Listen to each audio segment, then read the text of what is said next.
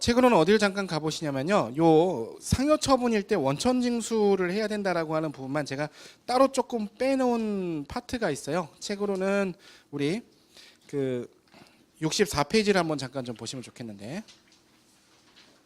자, 소득처분 종합소득 신고 절차가 있는데 큰 목차를 보시면 1번은 결정경정에 의한 소득처분이죠. 이 결정경정에 의한 소득처분은 어떤 거? 세무조사를 의미한다고 했고요. 큰 목차 2번에 보면은 법인세 신고 수정 신고에 의한 소득 처분이죠. 요거는 우리가 법인세 신고하다 이런 일이 생기는 건데 그 1번은 자주 발생하는 사항은 아니고요. 제가 오늘 기본 강의니까 요거는 1번은 설명은 사례는 생략할게요. 그냥 간단히만 살펴보고 2번을 사례를 다룰 건데 1번을 보시면요. 잠깐 67페이지 보시면 소득금의 변동 통지 이렇게 생긴 서식이 있어요. 이렇게 생긴 서식을 세무조사 끝나면 보내줘요. 회사로. 그럼 요거를 받은 날에 다음 달 10일까지 원천 징수를 해야 된다는 얘기죠. 그 정도만 알아두시면 좋을 것 같고요. 한 장 좀 넘어가셔서 우리는 70페이지에 나와 있는 요 사례를 다룰 건데 그 전에 어디를 좀 보시냐면은 65페이지부터 좀 보시면서 설명할게요.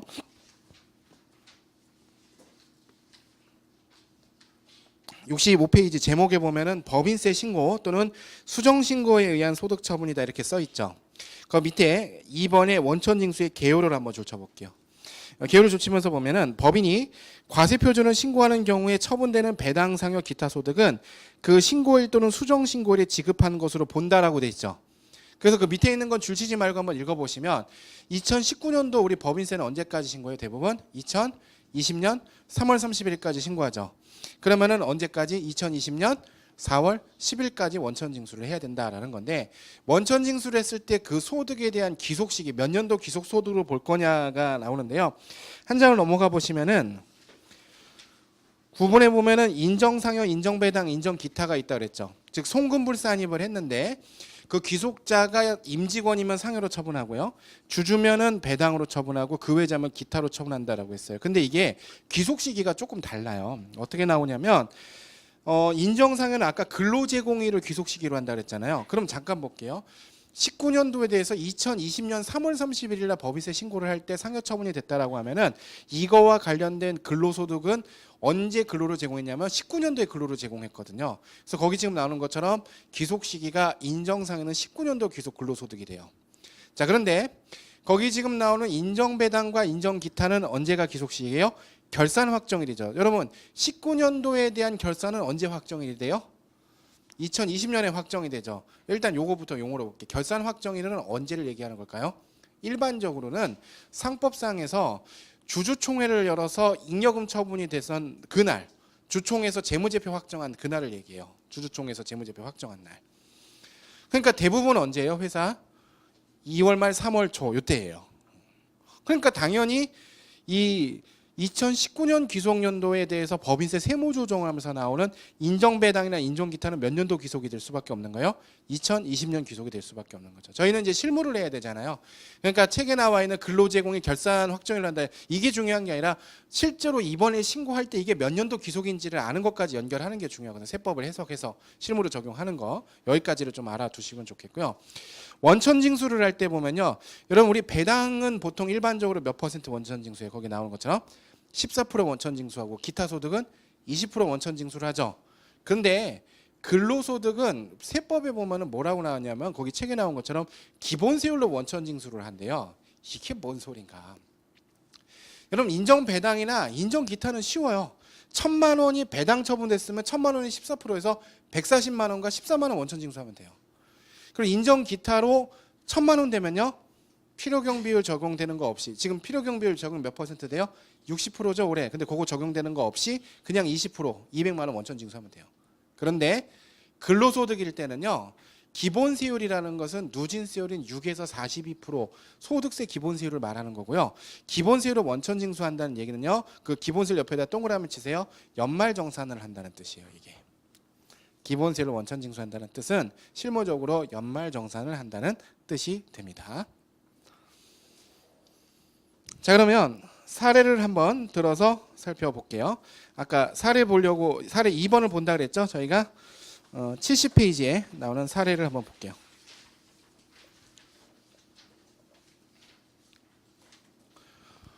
업무용 승용차를 이제 운행을 하면은 우리가 업무용 승용차의 관련 비용이다 이런 표현을 씁니다. 요 자세한 거는 뭐 내일 정도 아마 좀 다루게 될 텐데 굉장히 자세히 다룰 거예요. 업무용 승용차. 관련 비용을 하면 감가상각비, 유류대, 보험료, 자동차세 뭐 이런 얘기 들어보셨죠? 요거 발라내려고 회사에서도 계정 과목도 다 따로 관리하고 굉장히 좀 노력을 많이 하고 계실 거예요. 근데 그 관련 비용이 3천만 원이 나왔어요. 3천만 원이 나왔는데 자 그러면 요 3천만 원 중에서 회사는 뭘 써야 된다? 운행 기록부를 써야죠. 총 주행거리가 5만 킬로미터인데 운행기록부에 업무용으로 쓴 게 3만 5천 킬로였다. 1만 5천 킬로는 그럼 어떤 용도로 썼어요? 개인 용도로 놀러 갈 때 쓰고 뭐 이렇게 썼다는 거예요. 출퇴근 업무 사용 거리에 포함되죠. 그러면 업무 사용 비율이 지금 몇 %예요? 70%만큼 업무 사용 비율이에요. 그러면 우리 회사의 차량 감가상각비부터 뭐 리스료 그다음에 기름값 뭐 유류대 통행료 모든 비용 중에서 70%인 2,100만 원은 우리가 뭐라고 얘기하냐면은 업무 사용 금액이라고 부르고요. 그럼 나머지 900만 원을 뭐라고 불러요? 요거를 업무 외 사용 금액 이렇게 불러요. 그랬을 때 이 업무 외 사용 금액은 세무 조정이 어떻게 돼야 된다? 회사에서 비용으로 안 본다. 손금 불산입을 하고 900만 원만큼은 그 업무용 승용차를 운행한 사람에 대한 상여로 처분하게 되어 있습니다. 왜냐하면 대표이사가 우리 회사에 근무하지 않았으면은 차량을 어떻게 해요? 자기 돈으로 타고 기름도 자기 돈으로 넣겠죠. 근데 회사의 업무용 차량을 지원받으면서 어떻게 된 거예요? 개인 용도로 쓰고 마트 가고 뭐 이런 거 할 때마다 법인 차량에 넣은 그 기름값으로 다 쓰고 개인 용도로 썼을 거 아니에요. 그 말은 뭐다? 회사를 다니면서 이 900만 원에 해당하는 차량 관련된 비용을 급여로 지원받은 거나 틀림이 없다라고 보는 거죠. 송금불산입했으니까 그 돈이 회사 내부에 있지 않고 외부로 빠져나갔는데 기속자는 누구다? 그 차량을 운행한 대표이사나 전무이사나 상무이사 같은 임원이다. 그래서 상여 처분을 합니다. 네, 우리 앞에서 살펴봤듯이 이렇게 사회 유출로 해서 상여로 처분되면은 근로소득으로 과세를 해야 된다 이렇게 됐죠. 근데 그 근로소득으로 과세할 때 원천징수 세율은 몇 %를 쓴다? 연말정산을 한다 그랬잖아요. 그래서 연말정산을 해야 되는데 자 지금 여기 보시면은 사례 보면은 이 세무조정이 언제 일어났겠어요? 2019년도 기소 법인세 신고시라고 첫 번째 줄에 나오죠? 사례 거기다 적어보세요. 며칠 날 신고했겠어요? 2020년 3월 31일 날 신고했을 거예요. 이날 법인세 신고. 그러면 이거에 대한 원천세 신고는 언제까지 된다? 2020년 4월 10일까지 원천 징수를 해야 되는데 문제는 뭐냐면 2019년도 근로소득 있잖아요. 그 전에 발생했던 2019년도 근로소득에 대한 연말정산은 며칠 날 다 끝났어요. 법인세 신고하기 전에 2020년 3월 10일 지급명세서 제출하면서 다 끝났어요. 2월 달에 연말정산 해갖고 3월 10일 날 지급명세서 제출하고 다 끝났다는 거죠. 근데 지금 얼마가 더 늘어났어요? 900만 원이 더 늘어났죠? 그러면 어떻게 되느냐? 연말정산을 수정신고해 줘야 됩니다. 여기서 재신고. 그래서 한 장 넘어가시기 전에 먼저 70페이지 아래쪽에 보시면 70페이지 소득금액 조정 합계표에다가 송금불산입으면은 왼쪽에 쓰는 거 아시겠죠? 왼쪽에다 송금불산이 업무용 승용차 900만 원하고 소득처분을 상여 썼죠? 한 장 넘어가 보시면 근로소득 지급명세서 연말정산할 때 요게 이제 완성되는 서류죠. 요게 며칠까지 보통 제출이 된다? 3월 10일까지 세무서에 다 제출이 돼요. 국세청에다가. 그런데 지금 900만 원이 더 늘어났죠. 그러면 그걸 어디다 쓰냐면 거기 지금 항목 중에 동그라미 15번에 인정상여라는 칸이 있어요. 있죠. 3월 10일 날 제출할 때는 이 금액이 아직 산출이 안 돼 있었겠죠. 법인세 신고가 아직 안 됐으니까. 그랬으니까 이번에 여기다 900을 더 늘려요. 그럼 여기 지금 보면은 원래는 0돼 있었는데 900 쓰고 밑에도 개에 보면 총급여가 7,000이었는데 7,900을 쓰죠. 이게 뭐냐면 보통 여러분 수정신고 실무 해보셨나요? 보통 수정신고를 할 때 지금 거기 보면은 19번의 개를 보세요. 16번의 개를 보세요. 동그라미 16번의 개에다가 어떻게 쓰냐면은 이게 지금 책이 검정색으로 써 있는데 위에다가 7천만 원 있잖아요. 요거는 실무상 빨간색으로 써요. 그리고 밑에다가 7,900은 검정색으로 써요. 그러면 요 7천만 원이라는 건 무슨 뜻이냐면은 당초 신고분이란 뜻이고 7,900은 수정 신고분, 이번에 신고하는 분. 우리가 회계에서는 빨간색으로 쓰면 취소의 의미가 있죠. 빨간색으로 쓰거나 가로로 쓰면 마이너스라는 또 표시를 쓰잖아요. 그래서 이렇게 해서 기존에 있었던 7,000이라고 신고한 거는 취소를 해주고 7,900으로 바꿔주세요. 그러니까 거기 지금 보면은 인정상여도 기존에는 없었으니까 0이라고 위에 쓰죠. 빨간색으로. 그리고 밑에 900이라고 쓰는 거죠. 자, 그럼 어떤 일이 일어날까요? 제가 만들다 귀찮아서 더 안 만들었는데 이 뒷장에 어떤 일이 일어나요?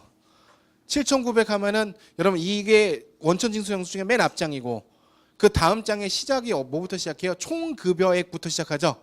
총급여가 7,000에서 7,900으로 바뀌게 되면 이 두 번째 장의 제일 우측 하단에 마지막에 뭐가 나와요? 결정세액이 달라져요. 그렇게 됐을 때 이렇게 늘어난 거를 통해서 그 결정세액의 차액이 나옵니다. 요거를 원천징수하는 거예요. 결정세액의 차액, 요걸 원천징수하는 거를 아까 우리 책에서 살펴본 대로 상여로 처분했을 때 우리 실무적으로 뭐라고 써 있었어요? 거기 책에 뭘로 원천징수한다? 기본세율로 원천징수한다. 그게 이 말이에요. 자, 다시요. 인정배당이나 기타는 지급액의 14%, 20% 하면 끝나요. 그런데 상여처분은 기본세율로 원천징수. 이게 여기서부터 이제 헷갈리기 시작하는 거예요. 어떻게 실무를 하느냐? 실무는 어떻게 한다? 연말정산을 다시 하는데 지금 보니까 인정상여를 쓰는 칸이 있네요. 그죠? 요 칸에다가 금액을 집어넣으면은 쪼록 해서 어떻게 된다? 결정세액이 늘어났을 때 늘어난 결정세액의 차액을 원천징수하는 것을 우리가 기본세율로 원천징수한다 이렇게 부른다는 거예요.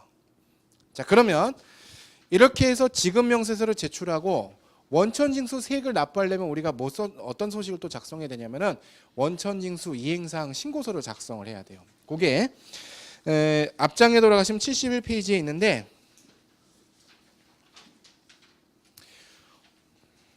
자, 먼저 동그라미 1번의 신고 구분에 보면은 보통은 우리가 신고할 때 어디다가 넣고 신고해요? 매월에다가 넣고 신고하죠? 근데 어디다 지금 동그라미 했어요? 소득 처분에 동그라미를 쳤죠. 그거 좀 체크하시면 되겠고 소득 처분에 이미 동그라미를 한 거. 자, 그다음에 근로소득 같은 경우는 일반적으로 A01번 간이세액이 들어가잖아요. 근데 이거는 간이세액이 들어가는 게 아니라 A04번 연말정산에 들어갑니다. 왜냐하면 지급명세서의 수정제출본인데 이것도 이제 실무적으로 하다 보면 7,900을 써야 되는지 900을 써야 되는지 또 헷갈려요. 근데 증가되는 금액, 인정상여 금액만 적도록 돼 있어요. 그리고 오른쪽에 있는 세액도 그거 체크해 주세요. 거기 동그라미 부분에 총지급액은 인정상여 금액만 적는다. 전체 총급여를 적는 게 아니라 인정상여 금액만 적는다. 또 좀 체크를 해주시고 동그라미 6번에 소득세 있죠. 소득세. 이것도 총결정세액을 쓰는 게 아니라 아까 말씀드린 대로 뭘 써야 돼요?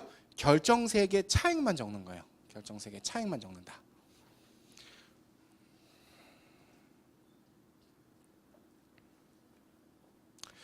요거 작성할 때 정말로 헷갈리는 것 중에 하나가 서식의 우측 상단에 보는 귀속연월 지급연월이에요. 이게 굉장히 헷갈리는데 아까 말씀드렸듯이 실제로 얘는 지급한 거야 안 한 거예요? 사장님이 막 착각한다 그랬죠. 주는 거냐고. 근데 아니라고 그랬잖아요. 지급하는 게 아니라고 했잖아요. 그래서 세법에 뭐가 있어요? 이날 지급한 것으로 의제하는 그 지급시기 의제 규정을 갖고 오는데 그 지급시기가 언제라고 그냥 인정돼요? 신고일이죠. 그러면은 법인세 신고는 며칠 날 하니까 2020년 3월에 하니까 지급 연월은 2020년 3월이 되죠. 그 2020년 3월 옆에다 체크해 주세요. 요거는 뭐랑 똑같아야 된다? 신고일 또는 수정신고일이 속하는 달이에요. 수정신고할 때도 이런 게 나올 수 있기 때문에 신고일 또는 수정신고일이 속하는 달을 지급시기로 잡고요. 기속연월은 2020년 2월을 적었는데 왜 2월인가를 잠깐 생각해 보세요. 아까 이 상여 처분된 거는 귀속 시기가 몇 월이 언제라 그랬어요? 근로 제공일이니까 몇 년도? 19년이죠. 근데 왜 2020년을 적었냐면 이거는 원천징수 실무를 조금 안 해보셨으면 조금 헷갈리실 수도 있는데 그런 분들 원천징수 실무 전혀 안 해봤다, 이거 작성을 전혀 안 해봤다 그러면은 잠깐 그 올림픽 정신 알죠? 참가하는데 의료 두고 들어봐요. 예. 이게 왜냐면 세법의 세무실무라는 게 굉장히 배경지식 스키마에 따라서 받아들이는 정도가 달라요. 그래서 이렇게 잘 모르는 부분이 있으면 좀 그런 부분도 있고 아는 부분도 많이 이해하고 그런 건데, 이게 지금 한번 설명할게요. 지금 좀 어려운 얘기를 해볼게요. 여러분, 이게 그 원천징수 이행사항 신고서가 귀속 시기가 당연히 원래는 어떻게 돼야 되냐면은 이게 프롬프트로 돼 있어야 돼요. 언제부터 언제까지. 근데 그렇게 안 돼 있죠. 언제부터 언제까지를 입력할 수 없는 구조로 서식이 짜여져 있다 보니까, 여러분 보세요. 보통 우리가 2019년 1월부터 12월까지의 소득을 한꺼번에 신고하는 달이 몇 월 달이에요? 2020년 2월에 한꺼번에 신고하죠. 그래서 2020년 2월을 귀속 시기로 쓰고 A04번 칸에 적어 놓잖아요. 이 두 개가 조합이 되면 이걸 뭐라고 인식하는 거예요? 국세청에서 19년 1월부터 12월로 인식하는 거예요. 연말정산할 때 2월 달에 원천징수 이행상식은 이렇게 작성이 되거든요.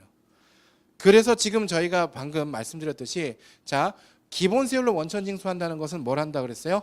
연말정산을 다시 하는 거라 그랬죠.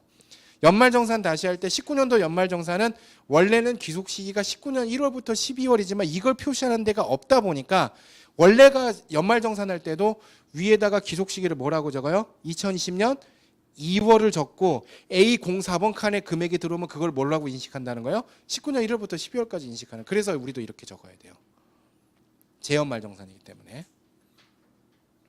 이 원칙을 이해하시면 앞부분에 있는 것도 혹시 시간 나시는 분들 있으면 읽어보시면 세무조사 때도 어떻게 원천징수하는지 조금 감 잡으실 수 있으실 거예요. 자, 그 문제는 뭐냐면 3월달 급여가 있을 거 아니에요. 3월달 거는 별도로 따로 또 제출해야 돼요. 그러니까 상여 처분이 일어나면요, 원천징수를 2번 해야 돼요. 원천징수 이행사항 신고서를. 그래서 제가 거기다 뭐라고 적어놨냐면 그 위에 보면은 그 71페이지 위에서 하나 둘 셋 네 번째에 보면 이와는 별도로 기존의 급여 등에 대해서 2020년 3월 귀속 지급분에 대한 원천징수 이행사항 신고서를 작성 제출하면 된다라 그래서 3월분 급여는 별도로 따로 제출하는 거예요. 매월에다가 체크하셔서 2장 제출이 된다. 이거를 기억을 좀 하셔야 되겠고, 여러분 아마 지금까지 법인세 강의를 뭐 들어보신 분도 있고 오늘 처음 오신 분도 있고 또 실무하면서 뭐 상여 처분 이런 얘기 들어보신 분들도 있고 못 들어보신 분들도 있을 텐데, 우리나라에 나와 있는 법인세 책에서 상여 처분이 되었을 때 원천징수를 이렇게 한다는 내용이 나와 있는 책은 이 책이 유일합니다. 오로지 제 책에만 정말 실무자를 위해서 쓰인 책이에요. 진짜 이게 이렇게 한다고만 돼 있지 뭐 귀속 시기가 근로제공일이라 이렇게 돼 있지 이거를 이렇게 서식을 작성하는 사례가 아무도 또 없었단 말이에요. 정말로 필요한데. 그래서 제가 준비했습니다. 앞으로 정말 좋은 책이 될 건데 너무 많이 하면 재수 없으니까 조금만 할게요. 자랑은.